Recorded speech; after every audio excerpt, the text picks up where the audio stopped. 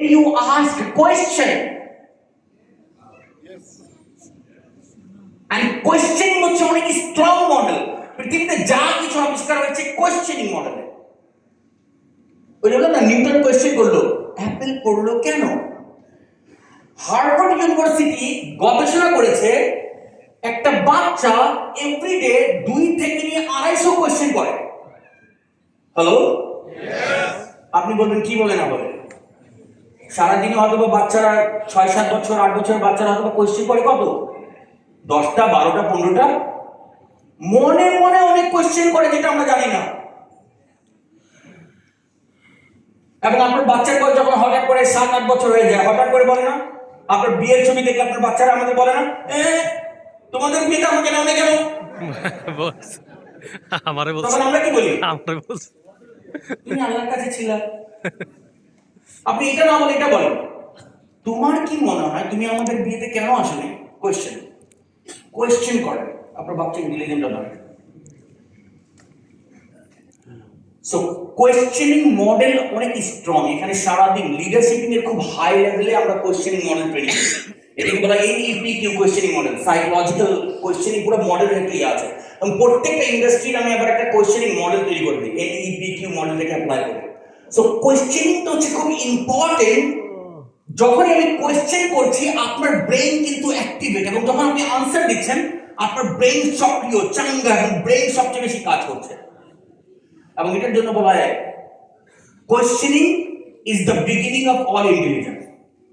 জালিকাল কিতাবুল্লাহ রাইবা ফি হুদাল লিল মুত্তাকিন, এটা হচ্ছে সেই বই যেটাতে কোনো সন্দেহ নাই। কোয়েশ্চেন সন্দেহ কি আছে?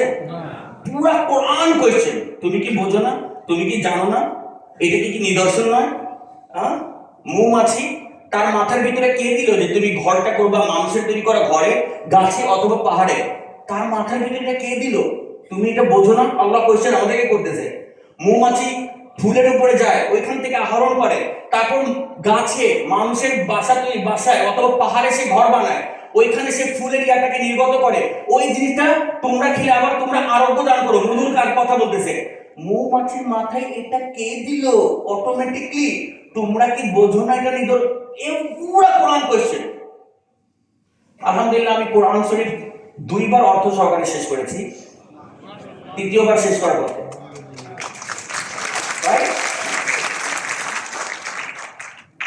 এবং একটা বইও আছে কোরআনের উপরে কোয়েশ্চেনিং এর উপরে। সো আমি কেন কোয়েশ্চেন করতেছি? বিকজ অ্যাক্টিভেট সেভ হয়ে যাবে। আন্ডারস্ট্যান্ড? সো আমাদের ব্রেনের, এবং এটাকে বলা হয় হার্ট এন্ড ব্রেন এক্সিস্ট। যখন আপনি কোয়েশ্চেন করেন আপনার ব্রেনের 86 বিলিয়ন নিউরন, হার্টের 40,000 নিউরন অ্যাক্টিভ হয়ে যায়। এটাকে বলা হয় হার্ট এন্ড ব্রেন এক্সিস্ট। এবং আপনি চ্যাট জিপিটিতে দেন হার্ট এন্ড ব্রেন এক্সিস্ট কি, চ্যাট জিপিটি আপনাকে পুরো একটা রচনা দিয়ে দিবে, আমাকে ট্রেনিং করতে হবে না, ও পুরো বুঝিয়ে দিবে যে হার্ট এন্ড ব্রেন এক্সিস্ট জিনিসটা কি। আমরা আমাদের ট্রেনিং এ ফিরে যাই। হ্যালো, সো রাগ করলা প্রশ্ন করাতে? ওকে, এই তালি আমার দরকার নেই, আগে লাগে তালি দিতে হবে তালির মতো, রাইট?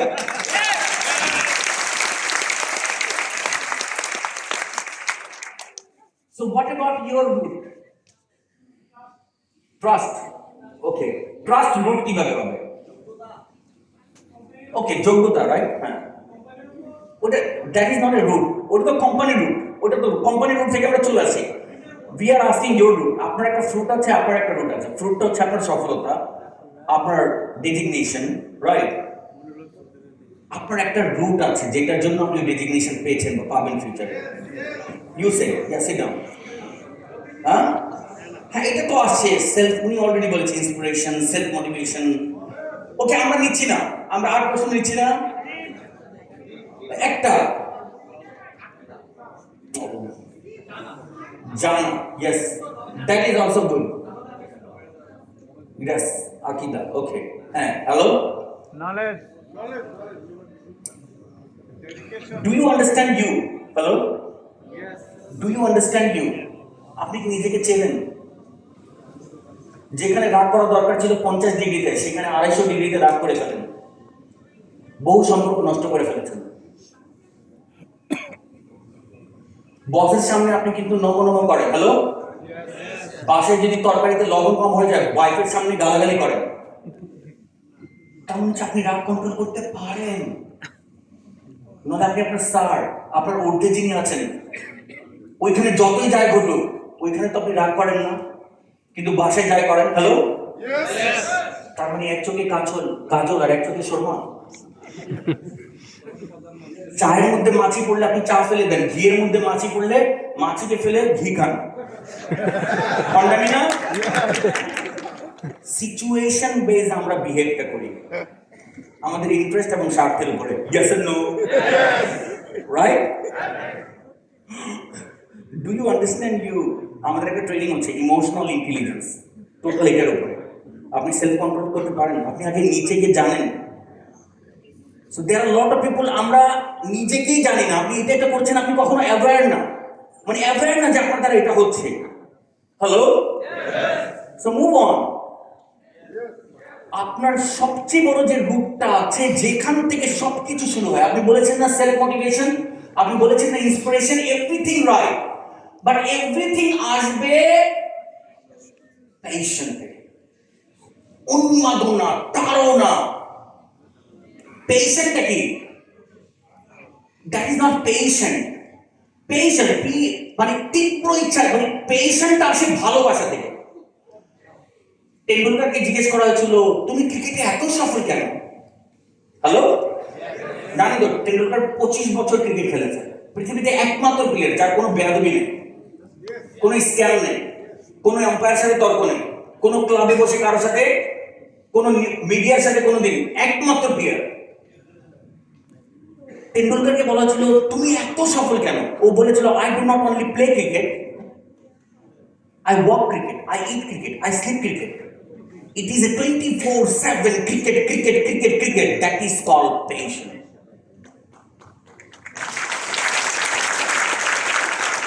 Understand that? Passion, যেটাকে স্টিভ জবস অনেক ফেমাস করেছেন। স্টিভ জবস কি করেছেন?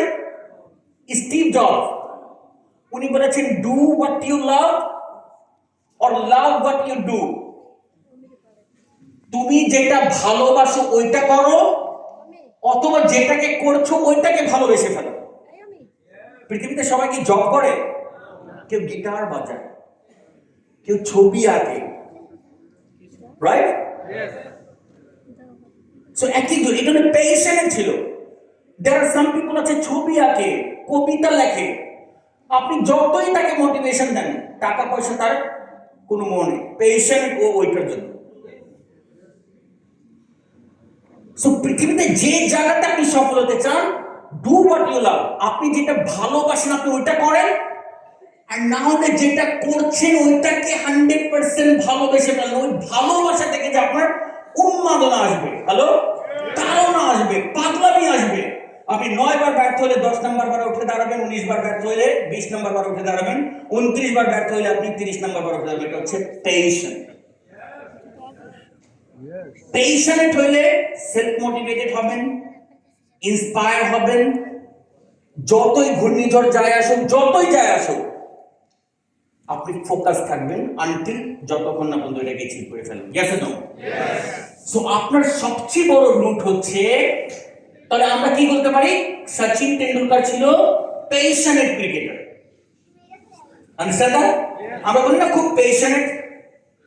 পৃথিবীতে যত বড় বড় ফুটবলার ছিল পেশনেট। টনি রবিন্স 40 বছর ধরে কথা বলে আসতেছে, আমি যদি স্বপ্ন দেখি টনি রবিন্স হবো, এটা হচ্ছে আমার জন্য গ্রিড। বাট আমি যদি স্বপ্ন দেখি আজকে থেকে 20 বছর পর আমি যদি নিজের যোগ্যতায় কাজ করতে থাকি হয়তো আমি টনি রবিন্স হতে পারি। এটা হচ্ছে ড্রিম, যে যোগ্যতার উপরে কাজ করব, স্বপ্ন অ্যাচিভ করব। So your root is passion. পেশনের সাথে আর একটা ওয়ার্ড আছে, how to find your passion. কিভাবে আপনার পেশন আপনি খুঁজে পাবেন? হ্যালো, এমন কোন কাজ, যে কাজটা আপনি করতে ভালোবাসেন, যে কাজটা করতে যে মানুষের উন্নতি হচ্ছে, মানে মানুষের উপকার হচ্ছে, যে কাজটা করতে যে দেশের উপকার হচ্ছে, যে কাজটা করতে যে ভালো একটা ইম্প্যাক্ট করছে, ওই কাজটা করতে যে যদি টাকা পয়সা আসে তাহলেও আপনি করবেন, যদি টাকা পয়সা না আসে তাহলে আপনি কি করতে রাজি আছেন? যদি করতে পারেন, দ্যাট ইজ পেশেন্ট। পেশেন্ট থাকলে তো টাকা আসবে না, এত আসবে। Everything rise and fall on leadership. Great leader অনেক পেশেন্ট থাকে। অ্যাপল ফোনের নাম অ্যাপল কিভাবে হইল? বেটারা অ্যাপেল খাইতেছিল, আবার একটা কামড় দিছে, কই ব্র্যান্ড নেম কি দিন কি নেব, এই তুই অ্যাপেল খাইতেছিস না, অ্যাপেলই দিয়ে দে, মজা করে। হ্যালো, ছোট্ট একটা গারাজ থেকে পেশেন্ট না থাকলে হতো। আপনি যেটা করছেন সেখানে যদি টাকা পয়সা হয় তো আপনি করছেন, টাকা পয়সা না আসলেও আপনার ভিতরে কি উন্মাদনা থাকবে? যদি থাকে তাহলে হচ্ছে পেশেন্ট। আমি আপনাকে হাই লেভেলের সেলফ মোটিভেশন এবং ইন্সপিরেশন দেখাচ্ছি। জনাব মোহাম্মদ রাসূলুল্লাহ সাল্লাল্লাহু আলাইহি ওয়াসাল্লাম কে ছিল? আল্লাহর নবী ছিলেন না? প্যারা নবী ছিলেন না? সর্বকালের সর্বশ্রেষ্ঠ মানুষ ছিলেন না? উনার জীবন কি সিল্কি রুট ছিল? উনার জীবন তো আল্লাহ চাইলে একদম সিল্কি। কেন নাকি স্ট্রাগল করতে? শিক্ষা আমাদের জন্য। ক্ষুধার্ত দেখেছেন, পিপাসিত দেখেছেন, গামছা বেঁধেছেন, কিন্তু যে কাজটা আল্লাহ ওনাকে দিয়েছিলেন,